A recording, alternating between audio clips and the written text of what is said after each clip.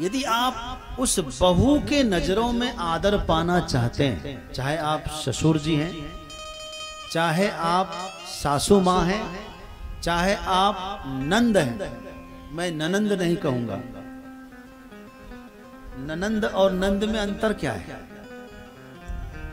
कपिल जी बैठे, मैं बताऊंगा इनको कि नंदयति इति नंदा, जो आनंद को बढ़ावे उसको नंद कहते हैं। लेकिन जिसको देख करके आनंद ना आवे, सिर से पैर तक जलन मच जाए, आ गई अब यहीं पड़ी रहेगी, कुछ करेगी नहीं, धरेगी खाली ऑर्डर जमाएगी, लूट के ले जाएगी, जिसको देखकर मन में ये सब भावना आए उसको क्या कहेंगे आप? ननंद। क्यों जी, पति के बहन को क्या कहती हो? नंद कहती हो कि ननंद कहती हो? हैं? क्या कहती है? यहां कुछ और कहती है क्या एमपी में? क्या? ननंद। देखा, ननंद मतलब यह जिसको देखकर आनंद न आए, ना नंद इति ननंद, न लगाए पहले। नंद मतलब आनंद देने वाली, और न पहले लगा दो, ना नंद। तो चाहे आप ननंद हैं, चाहे आप ससुर सास हैं, चाहे ससुर हैं, यदि आप चाहते हैं कि बहुरानी आपकी भी सेवा करे, आपका ख्याल करे, तो आपको इतना ख्याल करना है केवल उसके परिवार यानी उसके माता पिता का अपमान न करना, भूल के भी ना करना भाई। क्योंकि जो भी होना है बहू से होना है, आपके घर का कल्याण, आपके घर को स्वर्ग बनाएगी आपकी बहू, आपके घर को नरक बनाएगी तो आपकी बहू।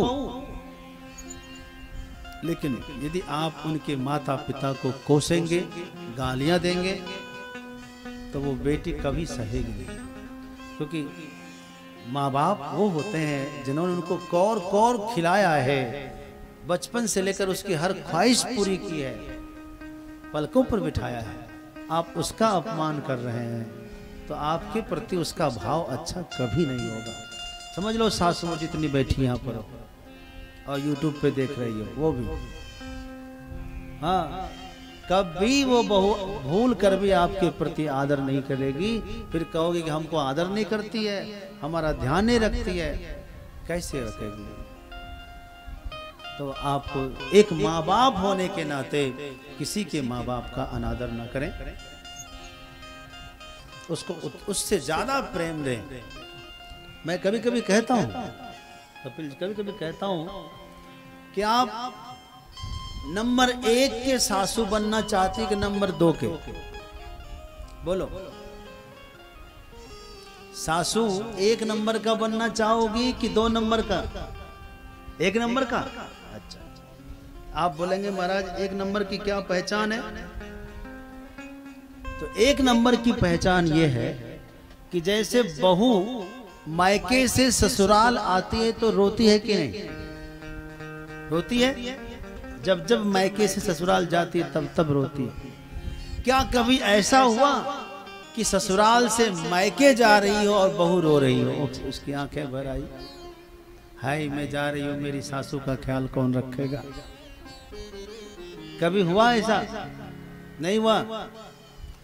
जिस दिन ससुराल से मायके जाते समय आपकी बहू रो दे, समझ लेना आप नंबर 1 की सासू बन गई, आप पास हो गए, आप पास हो जाएंगे। जैसे एक बेटी को छूट रहती है, चाहे वो साड़ी पहने, चाहे वो सूट पहने, चाहे वो जैसा रहे, लेट से उठे, कुछ नहीं कहते। आप कहते हो उसको? नहीं कहते। मम्मी भोजन नहीं बनाऊंगी, ठीक है मैं बना लेती हूँ।